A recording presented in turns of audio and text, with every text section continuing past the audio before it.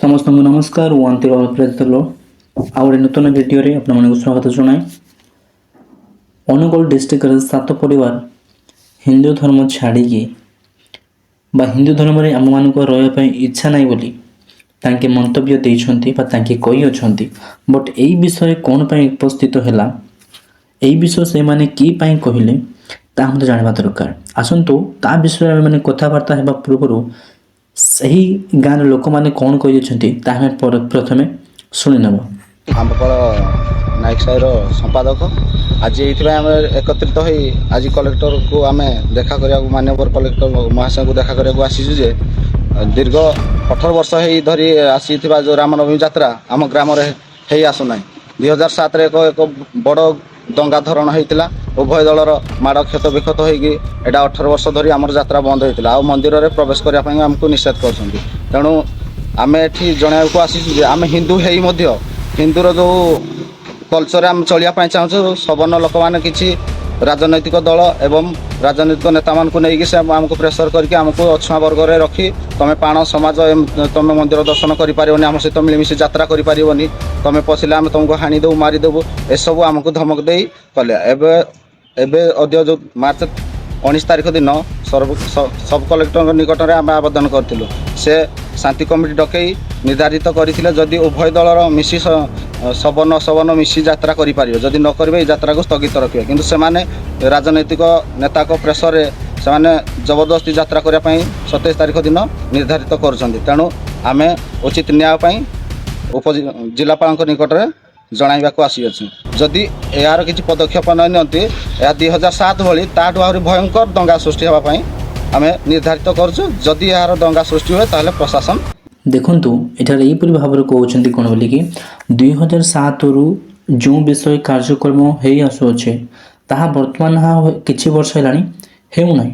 ପୁଣି ଯଦି ଏବେ ଯଦି ସେହି ପ୍ରକାର ସୁଯୋଗ ଦିଆଯାଏ ତାହେଲେ ସେଠାରେ ରହୁଥିବା ଉଚ୍ଚ ଜାତିର ଲୋକମାନେ ଆମମାନଙ୍କୁ କ'ଣ କରୁଛନ୍ତି, ତୁମେ ନିଜ ଜାତିର ଲୋକମାନେ, ତୁମେ ଏ ପ୍ରକାର ବର୍ଗର ଲୋକମାନେ, ସେ ପ୍ରକାର ବର୍ଗର ଲୋକମାନେ ତୁମକୁ ମନ୍ଦିର ପଶିବା ପାଇଁ ଦେବୁ ନାହିଁ, ତୁମକୁ ସେଠାରେ ସାମିଲ କରିବା ପାଇଁ ଦେବୁ ନାହିଁ। ପୁଣି ସେହି ଲୋକମାନେ କହୁଛନ୍ତି ଯଦି ଏ ପ୍ରକାର ଯଦି ହୁଏ ତାହେଲେ ଆଗାମୀ ଦିନକରେ ନିଶ୍ଚିତ ଭାବରେ ଦଙ୍ଗା ହେବା ପାଇଁ ନିଶ୍ଚିତ ଭାବରେ ହେବାକୁ ହେବ। ଯଦି ଏହି ବିଷୟ ପ୍ରତି ଯଦି ପ୍ରଶାସନିକ ବା ଅନୁଗୁଳ ଡିଷ୍ଟ୍ରିକ୍ଟ କଲେକ୍ଟର ଅଛନ୍ତି ତାହାଙ୍କୁ ଯଦି ଏହି ବିଷୟ ପ୍ରତି ନିଷ୍ପତ୍ତି ନେବେ ନାହିଁ ତାହେଲେ ଏଠାରେ ନିଶ୍ଚିତ ଭାବରେ ଦଙ୍ଗା ହେବାଟା ହେବ। ଦେଖନ୍ତୁ ଆପଣ ନିଜେ ଭାବନ୍ତୁ, ଯଦି ଗୋଟିଏ ରିଲିଜିଅନ୍ରେ ଅଛନ୍ତି ତ ଆପଣମାନେ ସେଟା ଯାଇକରି କିଛି ମଧ୍ୟ କରିପାରିବେ ନାହିଁ, ସେ ଭିତରକୁ ଯାଇପାରିବେ ନାହିଁ, କିଛି ମଧ୍ୟ ନାହିଁ। କେବଳ ଜଣଙ୍କର ଅଧିକାର ଥିବ ତ ଆପଣଙ୍କର ସେ ଲାଭ କ'ଣ?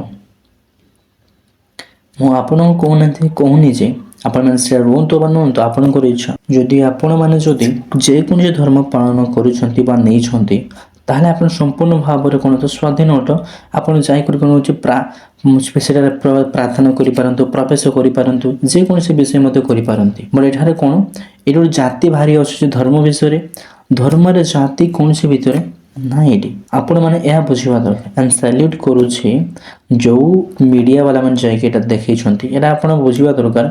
ଯଦି ଧର୍ମରେ ଯଦି ଜାତି ବର୍ଣ୍ଣ ଏସବୁ ବିଷୟ ଆସୁଛି ବୋଲି କହିଲେ ଏଇଟା କୌଣସି ପ୍ରକାର ଧର୍ମ ନୁହେଁ। ଦେଖନ୍ତୁ ଆପଣ ଯଦି ଗୋଟେ ଧର୍ମ ଯଦି ନେଇଅଛନ୍ତି ତାହେଲେ ସେଇ ଧର୍ମ ପାଳନ କରିବାଟା ହେଉଛି ଆମମାନଙ୍କ କର୍ତ୍ତବ୍ୟ। ତ ସେଇ ଧର୍ମ ଅନୁସାରେ ଆମେମାନେ କ'ଣ କରିପାରିବା, ଆମେ ପ୍ରାର୍ଥନା କରିପାରିବା, ଯାଇକରି ସବୁ କିଛି ବିଷୟ ଆମେମାନେ କରିପାରିବା। କିନ୍ତୁ ଜଣଙ୍କୁ କ'ଣ କରାଯାଉଛି, ଅଧିକାର ଦିଆହେଉଛି ନା ସେ ଜଣଙ୍କ ପାଇଁ ସେ ଜଣକ କ'ଣ କରିବ, ସେଇ ଭିତରକୁ ଯାଇପାରିବ ଆଉ ଆପଣଙ୍କ ପାଇଁ ସେ ପ୍ରାର୍ଥନା କରିପାରିବ, ଆପଣଙ୍କ ପାଇଁ ସବୁ କିଛି ନିବେଦନ କରିପାରିବ। ବଟ୍ ଆପଣ ଖୋଲା ଭାବରେ କହିପାରିବେ ନାହିଁ ଆପଣଙ୍କର ଇଚ୍ଛା କ'ଣ, ଆପଣ କ'ଣ ଚାହାନ୍ତି ତା ଆପଣ ଜାଣନ୍ତି। ସମସ୍ତ ବିଷୟ ଅନ୍ୟ ଜଣଙ୍କୁ କୁହାଯାଇ ନପାରେ। ସେଥିପାଇଁ ଆପଣ କ'ଣ କରନ୍ତୁ, ନିଜେ ଯିବାର ଅଛି, ଯେପରି ଆପଣ ସେଠି ସାମିଲ ହେବେ ସେଇଟା ହେଉଛି ଅଧିକାର। ସେଥିପାଇଁ ସେଠାରେ ଅନୁଗୁଳ ଡିଷ୍ଟ୍ରିକ୍ଟରେ ଏହିପରି ଗୋଟିଏ ବିଷୟ ଉତ୍ପତ୍ତି ହେଇଛି। 2007ରୁ ଯଦି ହୋଇ ଆସୁନି, ଯଦି ଏବେ ହେଲେ ମଧ୍ୟ ଯଦି ଆମମାନଙ୍କୁ ଯଦି ସାମିଲ କରାନଯାଏ ତାହେଲେ ସେଠାରେ ନିଶ୍ଚିତ ଭାବରେ ସେଠାରେ ଦଙ୍ଗା ହେବାକୁ ଯିବ, ନିଶ୍ଚିତ ଭାବରେ ହେବାକୁ ହେବ। ଯଦି କୌଣସି ବିଷୟ ଯଦି ହେଲା ମାତ୍ରେ ସେଟା ଆମମାନଙ୍କର କୌଣସି ଦାୟିତ୍ୱ ନାହିଁ, ଆମମାନଙ୍କର ନିନ୍ଦା ନୁହେଁ। କାରଣ ଆମେମାନେ ଆସିଛୁ, ଯଦି ଏଇ ସମସ୍ୟାର ଯଦି ସମାଧାନ ବାହାରି କରିପାରୁନାହାନ୍ତି ତାହେଲେ ଆଗାମୀ ଦିନକରେ ନିଶ୍ଚିତ ଭାବରେ ଦଙ୍ଗା ହେବ।